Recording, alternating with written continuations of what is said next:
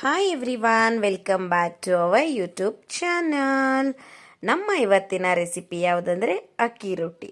So ಅದನ್ನು ಹೇಗೆ ಮಾಡೋದು ಅಂತ ನೋಡೋದಕ್ಕಿಂತ ಮುಂಚೆ ನೀವಿನ್ನೂ ಯಾರು ನಮ್ಮ ಚಾನಲ್ನ ಸಬ್ಸ್ಕ್ರೈಬ್ ಮಾಡಿಲ್ಲ ಅಂದರೆ ದಯವಿಟ್ಟು ವಿಯಾ ಸಿಸ್ಟರ್ಸ್ ಕಿಚನ್ ಯೂಟ್ಯೂಬ್ ಚಾನಲ್ನ ಸಬ್ಸ್ಕ್ರೈಬ್ ಮಾಡ್ಕೊಳ್ಳಿ.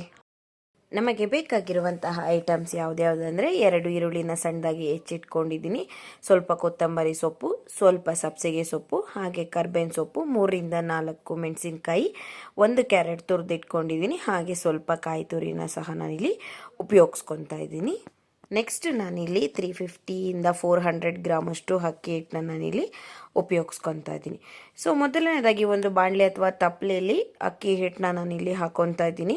ಅಕ್ಕಿ ಹಿಟ್ಟು ಹಾಕಿದ ನಂತರ ನಾನು ಯಾವುದ್ಯಾವುದು ಐಟಮ್ಸ್ನೆಲ್ಲ ಕಟ್ ಮಾಡಿ ಇಟ್ಟಿದ್ನಲ್ಲ ಅದನ್ನು ಒಂದೊಂದಾಗಿ ಸೇರಿಸ್ಕೊತಾ ಇದ್ದೀನಿ.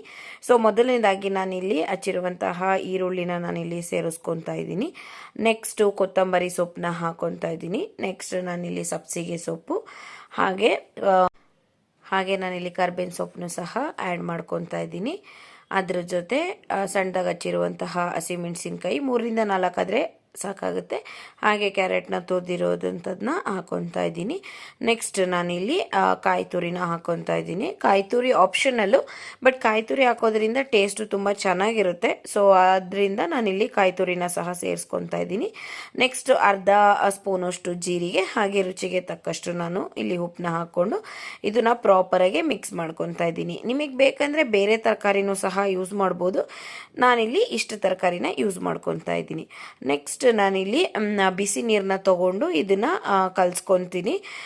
ಬಿಸಿ ನೀರು ಹಾಕಿ ಸ್ಪೂನಲ್ಲಿ ಕಲಿಸ್ತೀನಿ. ನಿಮಗೆ ಬೇಕಂದರೆ ಕೈಯಲ್ಲೂ ಸಹ ಕಲಿಸ್ಬೋದು. ಬಟ್ ಬಿಸಿ ನೀರು ಹೆಂಗಂದರೆ ಒಂದು ಕಾಫಿ ಗ್ಲಾಸಲ್ಲಿ 1.5 ಗ್ಲಾಸ್ ಅಷ್ಟು ಬಿಸಿನೀರನ್ನ ನಾನಿಲ್ಲಿ ಉಪಯೋಗಿಸ್ಕೊತಾ ಇದ್ದೀನಿ.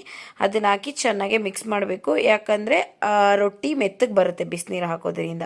ಸೊ ಈ ಕನ್ಸಿಸ್ಟೆನ್ಸಿ ಆದಮೇಲೆ ನೆಕ್ಸ್ಟ್ ನಾರ್ಮಲಾಗಿ ನಾನು ತಣ್ಣೀರು ಹಾಕಿ ಕೈಯಲ್ಲಿ ಪ್ರಾಪರಾಗಿ ಕಲಿಸ್ಕೊತಾ ಇದ್ದೀನಿ. ಇದು ಪ್ರಾಪರಾಗಿ ಎಲ್ಲ ಹಾಕಿರೋ ವೆಜಿಟೇಬಲ್ಸು, ಈರುಳ್ಳಿ ಮತ್ತು ಅಕ್ಕಿ ಹಿಟ್ಟೆಲ್ಲ ಪ್ರಾಪರಾಗಿ ಮಿಕ್ಸ್ ಆಗಬೇಕು. ಸೊ ಅಲ್ಲಿವರೆಗೂ ನಾನು ಇದನ್ನು ಕಲಿಸ್ಕೊತಾ ಇದ್ದೀನಿ. ನೋಡ್ಬೋದು ನೀವಿಲ್ಲಿ ಈ ಕನ್ಸಿಸ್ಟೆನ್ಸಿ ಬರೋವರೆಗೂ ನೀವು ಕಲಿಸ್ಕೊಂಡ್ರೆ ಸಾಕಾಗುತ್ತೆ. ನೆಕ್ಸ್ಟ್ ನಾನಿಲ್ಲಿ ಅರ್ಧ ಗಂಟೆ ಇದನ್ನು ಮ್ಯಾರಿನೇಟ್ ಮಾಡೋಕ್ಕೆ ಇಡ್ತಾ ಇದ್ದೀನಿ. ನಿಮಗೆ ಬೆಳಗ್ಗೆ ಮಾಡಿಟ್ಟು ಮಧ್ಯಾಹ್ನ ಸಹ ಮಾಡ್ಕೊಬೋದು, ಬಟ್ ನಾನಿಲ್ಲಿ ಅರ್ಧ ಗಂಟೆ ಬಿಟ್ಟಿದ್ದೀನಿ. ನೆಕ್ಸ್ಟ್ ನಾನಿಲ್ಲಿ ಒಂದು ಬಾಳೆ ಎಲೆನ ರೌಂಡ್ ಶೇಪಲ್ಲಿ ಕಟ್ ಮಾಡಿ ಇಟ್ಕೊಂಡಿದ್ದೀನಿ. ನಿಮಗೆ ಬೇಕಂದರೆ ಬಟರ್ ಪೇಪರ್ ಸಹ ಯೂಸ್ ಮಾಡ್ಕೊಬೋದು.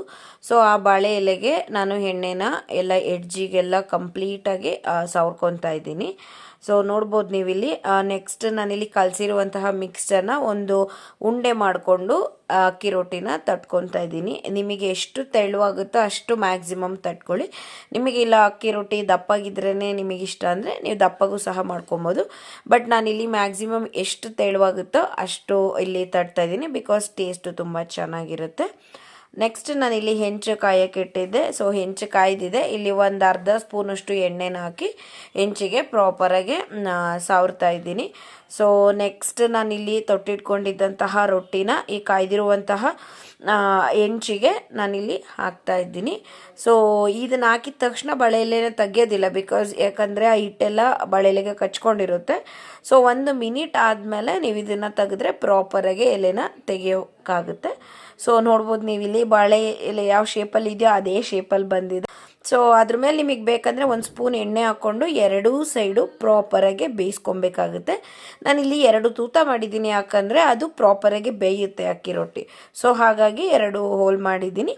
ಸೊ 2 ಕಡೆಯೂ ಪ್ರಾಪರಾಗಿ ಬೇಯಿಸ್ಕೊಬೇಕಾಗುತ್ತೆ. ಸೊ ಮಿಡಲಲ್ಲಿ ನಿಮಗೆ ಬೇಕಂತಂದರೆ ಒಂದು ಅರ್ಧ ಸ್ಪೂನ್ ಎಣ್ಣೆ ಸಹ ನೀವು ಸೇರಿಸ್ಕೊಬೋದು.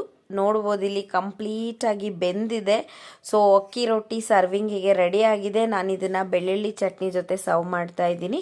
ಸೊ ನಿಮಗೆ ಬೆಳ್ಳುಳ್ಳಿ ಚಟ್ನಿ ರೆಸಿಪಿ ಬೇಕಂದರೆ ಕಮೆಂಟ್ ಮಾಡಿ. ಹಾಗೆ ಈ ರೆಸಿಪಿ ಸಹ ಚೆನ್ನಾಗಿತ್ತು ಅನಿಸಿದ್ರೆ ಕಮೆಂಟ್ ಮಾಡೋದನ್ನ ಮರಿಬೇಡಿ. Thanks for watching.